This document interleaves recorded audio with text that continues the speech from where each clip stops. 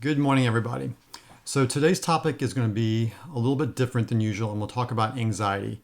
I've been getting a lot of questions about anxiety, how to deal with it, and so I want to address those. It's not just about facts and figures. It's not just about talking about ways to boost your immune system or tracking the spread or flattening the curve and all those things, but how do individuals who are boots on the ground, who are dealing with the stress and anxiety of this worldwide pandemic, how do we make it through? And so basically, this is an answer to a question.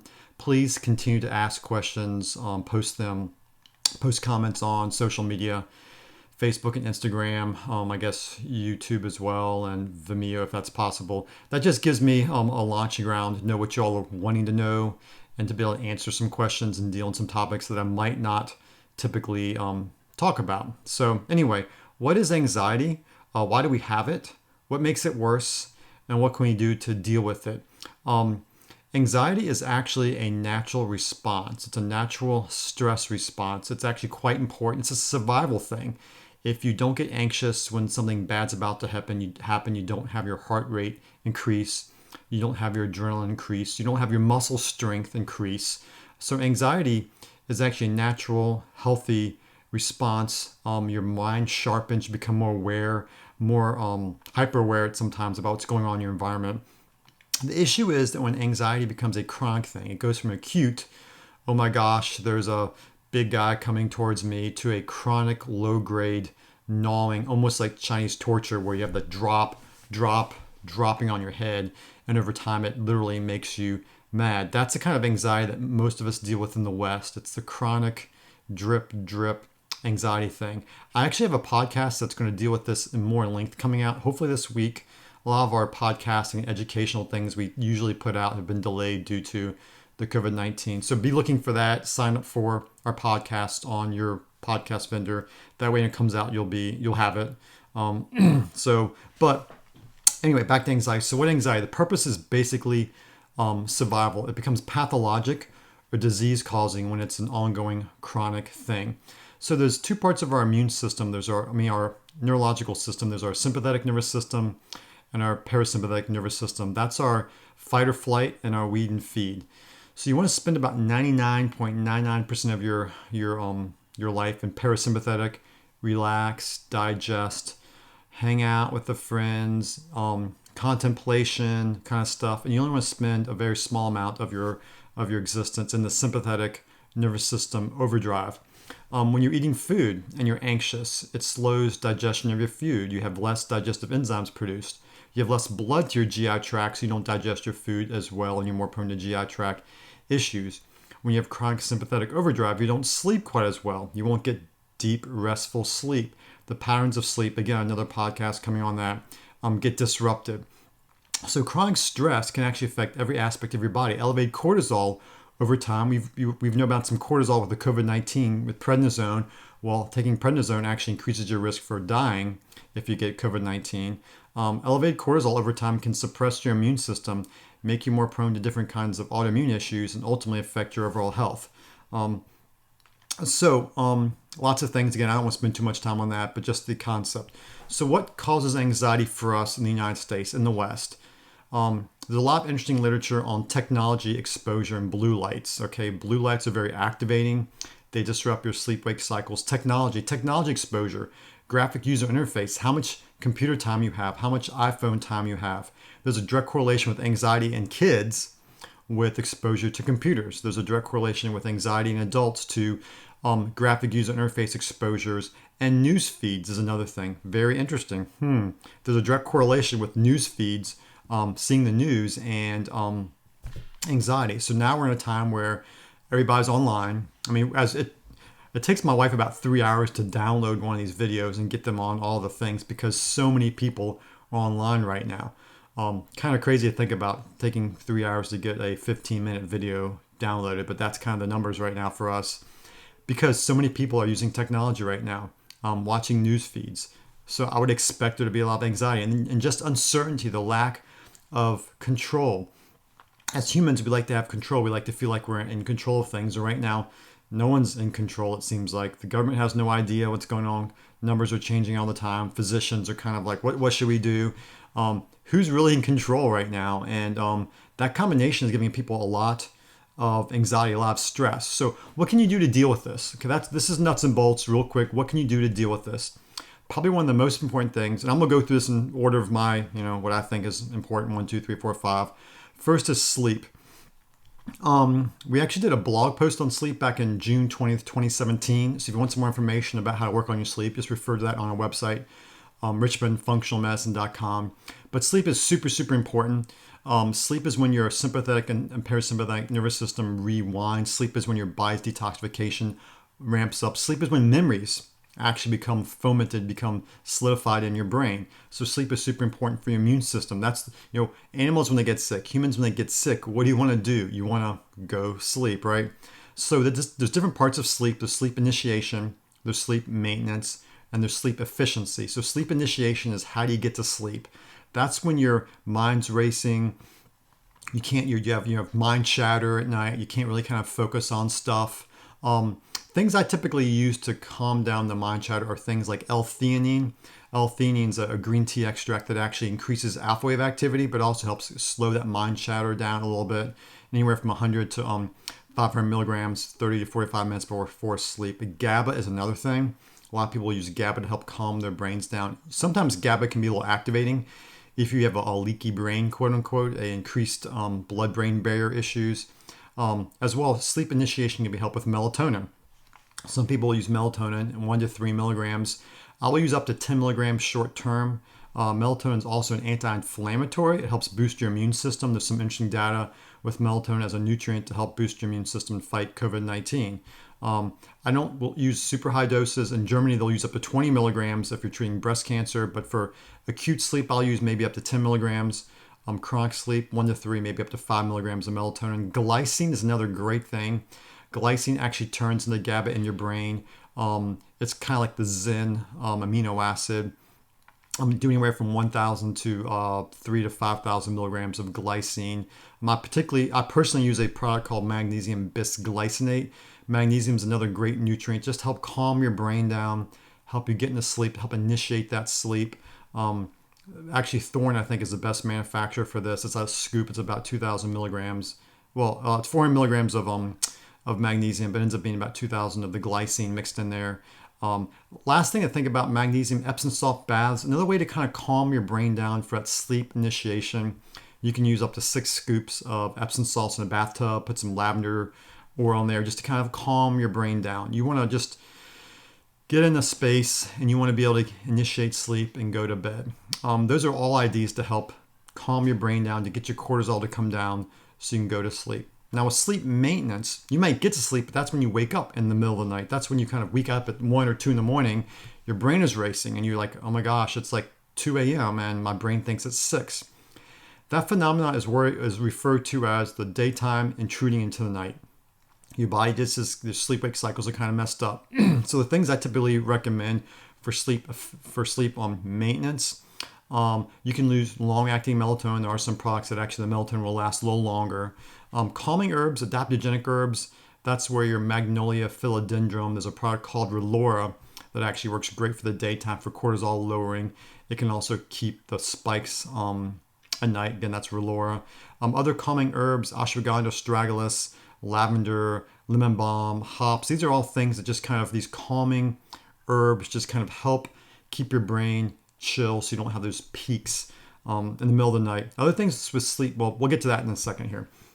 And sleep efficiency. Sleep efficiency is you wake up in the morning and you're like, I am still tired. I slept 8 hours. And dysfunctional sleep efficiency is a bigger concern. That's telling me you're not getting deep sleep. That could be related to sleep apnea. That could be related to restless leg syndrome, nutritional deficiencies, iron deficiency. Sleep efficiency is a little harder nut to crack, so to speak. So I'd recommend you work with a practitioner that can help you kind of figure out that one. Snoring, background noises. And if your sympathetic nervous system is so wired that you can't actually relax enough and your body won't go into that vulnerable state of getting that deep sleep where your body's paralyzed, that can be an issue as well. There are other things that can help with that, as I'll go through here in a second. On our website, And this is just a resource. I put a lot of resources on our website. One thing I've done on Full Scripts, which is my nutritional dispensary, I've actually set up a category on there. And if you sign up on Full Scripts, just look at it. It's free information. I put there, actually, I personally use it as my own kind of pharmacy because sometimes I forget things. And so it's filled full of way too much stuff, actually. But if you sign on to that and go into this under the sleep category, you'll see a lot of things like the glycine, like the Botanicalm, other products just to kind of calm your brain down. It'll give you an idea of when your own personal research as well, like how to go with that. And that's a resource anybody can, you don't have to purchase anything there. It's just a resource to look at different categories. When I talk about adaptogenic herbs, I tend to put those under the endocrine and hormone categories. But just to give you an idea what's some of the things out there that people are using to help calm their brain again. That's on our website under the Full Script. That's our nutritional resource for patients. Exercise. Okay, the next big thing is exercise. So what are we not doing a lot of right now? Exercise. Everybody is trapped indoors. Everybody is stuck inside. Exercise does so many things. It is probably the best anti-anxiety, antidepressant medication. It works better than Prozac, Paxil, or any of the SSRIs. Exercise helps improve sleep. It helps wire your brain for sleep. It helps lower cortisol. It helps regulate your sympathetic and parasympathetic nervous system balance. It helps improve your metabolism. If you're having problems with sleep efficiency, okay, that was the last one I was talking about. Exercise is great for that. I don't know if any of y'all have kids. The kids, what's one of the best ways to make sure your kid gets a good night's rest? You wear them out the day before, right? You go to the park, you play outside, you run around, and then 7 o'clock comes around and they're zonked, right? Same thing for you. If you want really great sleep efficiency, get outside, do something. It can be anything, any movement. It doesn't have to be a gym. It could just be walking. It could be push-ups. It could be bike riding. A lot of us just are stuck indoors right now. We're not doing things physically, and that by itself can affect our sleep. So exercise is the number 2 thing. My number 3 is mindfulness. Regardless of your personal belief system, we're all naturally wired to seek out and be a part of something bigger and greater than ourselves. For some people, this is religion. For some people, this is a cause greater than ourselves. Some people, it's family, it's culture, whatever. But this concept of mindfulness is really, really huge with our general sense of well-being and our state of wholeness. If you don't feel in control, if you're not part of something greater, if you don't feel like there's any control out there, it's going to give you a general sense of dis-ease and anxiety. The idea that you were created for purpose and meaning is huge. Do you feel like that right now? Are you so overwhelmed with disorder that you can't really center yourself? And in chaos, we tend to fall apart. So that's kind of where mindfulness comes into play. It helps ground us and get back to our roots, so to speak. It can be prayer, meditation. Those are the foundational ones that pretty much every culture and society has. If you don't have a personal prayer and meditation practice, now's a great time to start one. Other things that can help you center in mindfulness is nature, just being in nature. In Japan, there's this field of study called nature medicine, where literally you go out in nature and your cortisol goes down. A lot of patients I have will draw birds, will draw flowers, go in nature, look at a tree. And you don't have to be able to draw very well. Just the act of observing something in detail, focusing your attention on a bird, closing your eyes. And this is something that we do with our kids when we do our home education. We work on guided imagery. Look at a painting. Look at a Monet. Look at some beautiful work of art, a tree, a flower. My son and I, this past weekend, I was working this weekend, still working now. I got my scrubs on. We were swinging and just looking at the ground, looking at ants. And he was talking about the ants. And I started talking about how small the ants are and how they pick up really big things and how it'd be like me picking up a house with my mouth. That's how strong ants are. And we just talked about it, and it was just so relaxing for me just to sit there and look at the grass and look at the detail of the leaves. Just look at nature and be awed by it. And then this past Saturday night, we all went outside, laid on the driveway, and looked at the stars, and we all found the North Star. We found the Big Dipper. We talked about the moon and how it looked like an egg. It was kind of flat. It wasn't quite perfectly round. And it was really, really relaxing. People have done that for millennia. Get outside and just observe the beauty around you right now. Our apple trees are blossoming right now. Look at the dogwoods; they're blossoming. Look at the flowers, how beautiful they are. Smell them. Just experience the world around you, because right now it's spring. It's really gorgeous outside. Activities. And that's where you can combine activities with these things, whether it's nature journaling, drawing, etc. We've talked about that. Another thing, number 3, is meaningful relationships. This one is really, really hard right now. We are all in this together alone. I've heard people say that. We're all in this together alone. And that is so true. Like, you're not talking to me right now. You're watching a video. Yes, we're together. I'm talking with you. You're getting you feel like you know me a little bit. We're alone. And that's just kind of crazy. How can we get some togetherness with others through Facebook, doing group sessions, FaceTime group meetings? I don't have the answer for this one because I haven't really figured it out myself, but something to think about. Diet. The foods we eat. This is always a big deal. I've been surprised by how many of my patients are just using this as an example or a time to eat sugary foods, really unhealthy foods. Sugar, processed, starchy foods are bad for your brain. Give your kids some sugar. Give them something red right now. Red, Gatorade. Give them some candy, cake, whatever, and see what happens to them. They go crazy. They go bonkers. Their sugar levels shoot up. Their insulin shoots up. Then their sugar shoot down. That results in their cortisol shooting up. Their norepinephrine shoots up. Their epinephrine shoots up. And that's where you get the 4 hour later, that hangry, kind of jittery, kind of crappy feeling. That's not good for your brain. That's going to make you anxious. That's going to drive dysregulation of your sympathetic and parasympathetic nervous system. Fats in your diet, the trans fats, they really muck up your brain.